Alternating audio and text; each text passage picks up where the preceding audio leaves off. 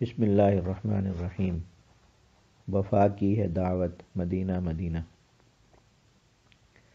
اللہ تعالیٰ دوست ہیں ایمان والوں کے، وہ انہیں اندھیروں سے نکال کر نور میں لے آتے ہیں۔ اللہ ولی الذین آمنوا یخرجہم من الظلمات الی النور۔ یا اللہ ہم پر بھی وہ رحمت فرمائیے جو آپ کے غضب سے آگے ہے۔ ہم اندھیروں، پردوں اور حجابوں میں ہاتھ پاؤں مار رہے ہیں، آپ کو پکار رہے ہیں، یا اللہ یا اللہ یا اللہ۔ آپ پر ایمان کا اعلان کر رہے ہیں، لا الہ الا اللہ لا الہ الا اللہ لا الہ الا اللہ۔ آپ کے محبوب آخری نبی صلی اللہ علیہ وسلم پر ایمان رکھتے ہیں، محمد الرسول اللہ محمد الرسول اللہ محمد الرسول اللہ۔ آپ کے حکم پر اپنے آقا صلی اللہ علیہ وسلم پر صلاۃ و سلام بھیج رہے ہیں، اللہم صلی علی محمد وعلی آل محمد اللہم سلم علی محمد وعلی آل محمد۔ یا اللہ ہمیں بھی اپنی ولایت یعنی دوستی کا مزہ چکھا دیجئے، ہمارے کالے دل پاک فرما دیجئے، ہمارے پردے اور حجاب ہٹا دیجئے، ہمیں بھی نور، روشنی اور اپنا راستہ عطا فرما دیجئے۔ یا نور یا نور یا نور یا اللہ یا رحمان یا رحیم۔ ہمیں ایسا ایمان عطا فرما دیجئے جو سدا ہمارے ساتھ رہے اور ہمارے دل یہ آواز سنے، اللہ ولی الذین آمنوا، اللہ تعالیٰ ایمان والوں کے دوست ہیں۔ آپ کا احسان کہ آپ نے ہمیں کلمہ طیبہ دیا، ہمیں حضرت آقا مدنی صلی اللہ علیہ وسلم دیے، ہمیں قرآن عطا فرمایا، ہمیں مکہ مکہ دیا، ہمیں مدینہ مدینہ دیا۔ الحمدللہ رب العالمین الحمدللہ رب العالمین الحمدللہ رب العالمین۔ یا اللہ ہمیں ایمان کی قدر عطا فرما دیجئے، ہمیں وفا عطا فرما دیجئے، ہمیں استقامت عطا فرما دیجئے، اور اپنی ملاقات کے وقت ہمیں اسلام و ایمان کی حالت میں اٹھائیے۔ ربنا افرغ علینا صبرا وتوفنا مسلمین۔ مدینہ مدینہ سے وفا کی دعوت آ رہی ہے، وفا کی خوشبو آ رہی ہے، وفا کی محبت آ رہی ہے۔ ہمیں اس دعوت پر اس زمانے میں لبیک کہنے والوں میں سے بنا لیجئے۔ اندھیروں سے یا رب ہمیں تو بچا لے، ذرا نور کی ایک جھلک تو دکھا دے، ہمیں تو سکھا دے، دلوں میں بسا دے، مدینہ مدینہ مدینہ مدینہ۔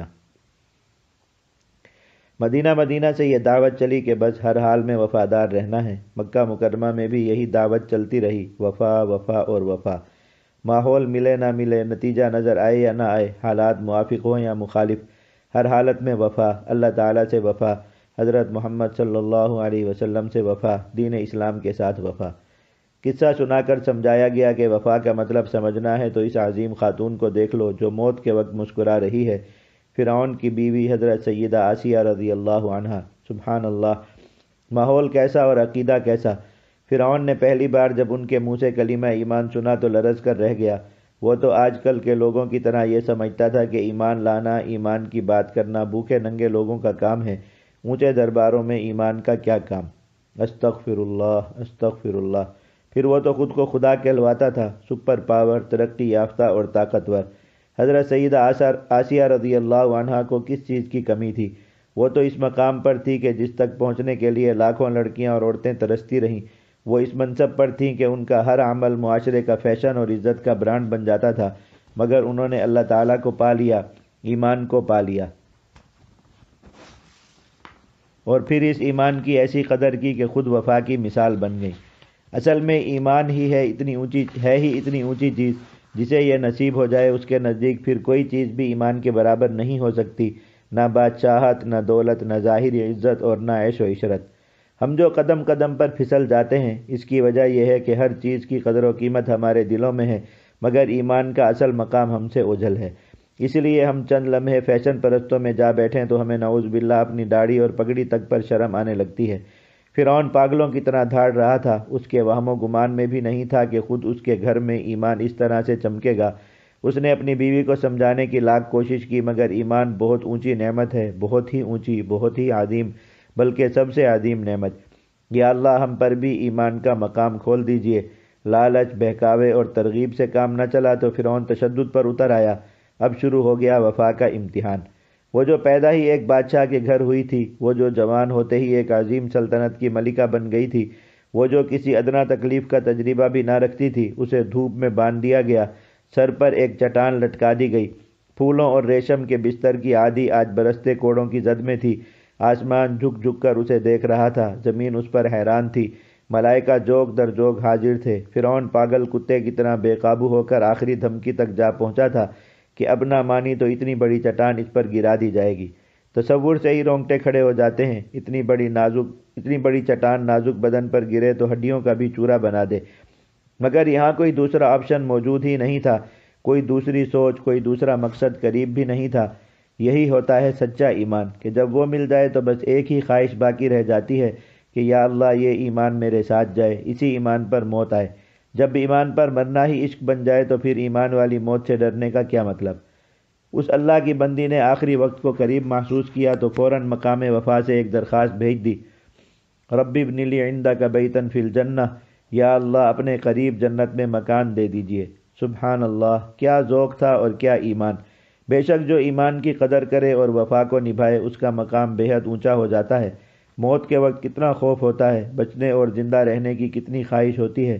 پھانسی پانے والوں کے قصے سنیں، ان میں سے اکثر آخری وقت تک زندہ رہنے کی فکر میں لرزتے رہتے ہیں اور خوف ان کے حواس پر چھا جاتا ہے۔ مگر یہاں ایک تنہا عورت، چاروں طرف وحشی درندے، موت بالکل سر پر، مگر نہ خوف نہ پریشانی۔ یہ ہے ایمان کی قدر کہ ایمان میرے پاس ہے، مجھے اور کیا چاہیے؟ ایمان میرے ساتھ ہے، مجھے اور کیا چاہیے؟ اس لیے اتنے خوفناک لمحات میں ایسی اونچی دعا اطمینان سے مانگ لی اور قبول کروا لی۔ وفا والوں کی دعا کہاں ٹھکرائی جاتی ہے۔ اب وفا والوں کے لیے اللہ تعالیٰ کا نظام دیکھیں۔ آسیہ رضی اللہ عنہا نہ رسول تھی نہ نبی۔ جنت میں اللہ تعالیٰ کے سب سے زیادہ قریب محلات تو حضرات انبیاء اور رسولوں کے ہونے ہیں۔ کوئی کتنا بڑا ولی، مجاہد، شہید، صدیق بن جائے، وہ حضرات انبیاء علیہم الصلوۃ والسلام کے برابر تو نہیں ہو سکتا۔ پھر حضرات انبیاء علیہم الصلوۃ والسلام میں جو سب سے افضل ہوں گے وہ دوسروں کی بنسبت جنت میں اللہ تعالیٰ کے زیادہ قریب ہوں گے۔ جنت آسمانوں کے اوپر اور عرش کے نیچے ہے۔ اب عرش کے نیچے سب سے پہلا محل تو سید الانبیاء والمرسلین حضرت محمد صلی اللہ علیہ وسلم کا ہوگا، جبکہ یہاں ایک مظلوم ایمان والی بندی اللہ تعالیٰ کے قرب میں محل مانگ رہی ہے۔ وفا کا مقام دیکھیں۔ حضرت سیدہ آسیہ رضی اللہ عنہا کے لیے اس پہلے محل میں ملکہ بن کر رہنے کا انتظام فرما دیا گیا۔ وہ جنت میں ام المؤمنین بنیں گی، حضرت آقا مدنی صلی اللہ علیہ وسلم کے نکاح میں آئیں گی۔ سبحان اللہ و بحمدہ سبحان اللہ العظیم۔ ایمان والی بیوی نے تو جنت میں ایمان والے خاوند کے ساتھ ہی رہنا ہے، چنانچہ پہلے محل میں وہ بھی ہوں گی۔ ان کو آخری وقت میں یہ محل دکھایا گیا۔ وہ محل کیسا ہوگا یہ دنیا کے انسان کی عقل اس کو نہیں سمجھ سکتی۔ وہ اس محل کو دیکھنے میں ایسی مدہوش ہوئیں کہ انہیں چٹان کے گرنے کا پتہ تک نہ چلا۔ ان کی روح آسانی، راحت، عزت، مقام اور خوشی کے ساتھ ان کے جسم سے الگ ہو کر اللہ تعالیٰ کی طرف محو پرواز ہو گئی۔ نہ کوئی درد، نہ کوئی سکرات، نہ کوئی خوف اور نہ کوئی نقصان۔ مکہ مکرمہ اور مدینہ سے وفا کی یہ دعوت چلی تو جنت آباد ہوتی چلی گئی۔ انسانیت کا سر اونچا ہوتا چلا گیا۔ تاریخ اپنے حسین ترین دور کو لکھنے لگی اور ہر طرف وفاداروں کی قطاریں ہی قطاریں لگ گئیں۔ حضرات صحابہ کرام اور صحابیات مکرمات کے واقعات پڑھیں۔ ایمان کی قدر اور ایمان کے ساتھ وفا، یہ دو چیزیں پوری آب و تاب کے ساتھ نظر آتی ہیں۔ تاریخ کے صفحات کھولتے جائیں۔ فرعون مصر کے دربار میں وفا کی جو مثال رقم ہوئی تھی وہ مکہ اور مدینہ میں قدم قدم پر نظر آتی ہے اور پھر یہاں سے پوری دنیا میں پھیل جاتی ہے۔ وفا کی ہے دعوت، مدینہ مدینہ، وفا کی ہے عظمت، مدینہ مدینہ، وفا کی بلندی، مدینہ مدینہ، وفا کی ہے خوشبو، مدینہ مدینہ۔ ادنا سا قلم، چھوٹا سا مضمون، معمولی سی معلومات، کمزور سا دل، اور لکھنے بیٹھ گیا ہوں وفا کی داستان۔ یا اللہ رحم فرمائیے، مجھے بھی وفا چکھائیے۔ کتنے مناظر ذہن میں مچل رہے ہیں، بس ایک دو کی جھلک دیکھ لیجئے۔ مکہ مکرمہ سے ہجرت کر جانے کا حکم آیا تو اہل وفا نے فوراً اپنا وطن چھوڑ دیا۔ کہنا اور لکھنا آسان ہے، عمل بہت مشکل ہے۔ بنے بنائے گھر، جمے جمائے کاروبار، مٹی اور رشتہ داری کا انس، سب کچھ ایک ہی لمحے میں قربان۔ مگر کچھ کمزور، معذور اور بے بس مسلمان ہجرت نہ کر سکے۔ قرآن مجید نے بار بار ان کی معافی کا اعلان فرمایا، مگر وہ درد اور غم کے انگاروں پر لوٹ رہے تھے۔ وہ مکہ مکرمہ میں تھے مگر ان کے دل اور کان مدینہ مدینہ سے جڑے ہوئے تھے۔ ہجرت کی کوئی آیت نازل ہوتی تو ان تک بھی پہنچ جاتی اور وہ درد سے تڑپ کر رہ جاتے۔ ان میں ایک صاحب تھے، حضرت جندب بن زمرہ رضی اللہ عنہ، بہت بوڑھے، کمزور، چلنے پھرنے سے معذور۔ بعض روایات میں تو یہاں تک آیا کہ وہ نابینا بھی تھے۔ جب ہجرت نہ کرنے پر وعید کی ایک آیت نازل ہوئی تو بے قرار ہو گئے۔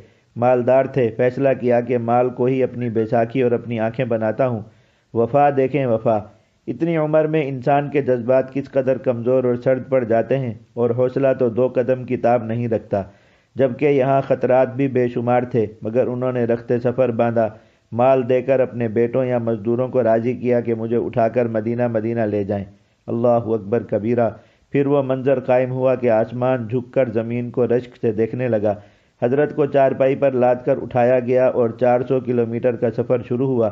اللہ تعالیٰ کے ہاں وفا کا امتحان بہت لمبا اور ناقابل برداشت نہیں ہوتا۔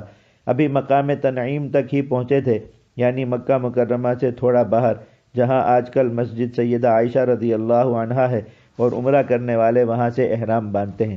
اللہ تعالیٰ کی طرف سے پیغام ملاقات آ گیا، اسی حالت میں وفات پائی اور وہیں تدفین ہوئی۔ بظاہر گمنامی، قسم پرسی اور مسافری کی موت، مگر عرش الہی سے ان کی تعریف اور شان میں آیات نازل ہوئیں۔ وَمَن يَخْرُجْ مِن بَيْتِهِ مُهَاجِرًا إِلَى اللَّهِ وَرَسُولِهِ ثُمَّ يُدْرِكْهُ الْمَوْتُ فَقَدْ وَقَعَ أَجْرُهُ عَلَى اللَّهِ۔ اور اس کمزور مہاجر فی سبیل اللہ کو وفا کی مثال قرار دے کر اعلان کر دیا کہ جو بھی اس طرح ہمارے لیے نکلے گا وہ منزل تک پہنچے یا نہ پہنچے، ہم تک ضرور پہنچ جائے گا، اور ہم نے اس کے اجر و انعام کو اپنے اوپر لازم فرما لیا ہے۔ بھائیوں اور بہنوں، آج ہر طرف بہت اندھیرا ہے۔ ہر مفکر، ہر دانشور، ہر بظاہر پڑھا لکھا آدمی مسلمانوں کے دل سے ایمان کی قدر کو کھرچ کھرچ کر نکال رہا ہے، حالانکہ حقیقت یہ ہے کہ جس کے پاس ایمان ہے اسی کے پاس سب کچھ ہے، اور جس کے پاس ایمان نہیں اس کے پاس کچھ بھی نہیں۔ وہ مردہ ہے، وہ مردار ہے، وہ ناکام ہے، وہ ذلیل ہے۔ مگر آج ہمیں بار بار سمجھایا جا رہا ہے کہ نہیں، بے ایمان کافر ہم مسلمانوں سے اچھے ہیں، نعوذ باللہ نعوذ باللہ، وہ چاند تک پہنچ گئے، انہوں نے یہ بنا لیا، وہ بنا لیا، ہمیں ان جیسا بننا ہوگا، وغیرہ وغیرہ۔ ایمان کی اس ناقدری نے وفا کے بازار کو بھی سرد کر دیا ہے۔ ہم تھوڑی سی لالچ، تھوڑے سے خوف اور ماحول کی تھوڑی سی تبدیلی سے گھبرا جاتے ہیں اور ایمان سے دور ہو جاتے ہیں۔ وہ دیکھو، قرآن مجید قسمیں کھا کھا کر سنا رہا ہے کہ ایمان والوں کے سوا سب خسارے میں ہیں۔ وہ ارب پتی ہوں یا حکمران، ان سب نے خالی ہاتھ مر جانا ہے، اور آگے ان کے لیے ہمیشہ ہمیشہ کی زندگی کے لیے سوائے عذاب اور خسارے کے کچھ بھی نہیں ہے۔ مدینہ مدینہ ہمیں وفا کی داستانیں سنا رہا ہے۔ اہل وفا دنیا سے چلے گئے مگر اچھی جگہ گئے، اور بے وفا بھی دنیا چھوڑ گئے مگر وہ بدترین جگہ گئے۔ اللہ تعالیٰ دین اسلام کے فدائیوں کو ساری امت کی طرف سے جزائے خیر عطا فرمائے۔ انہوں نے اس دور میں بھی وفا کے بازار کو گرم رکھا ہوا ہے۔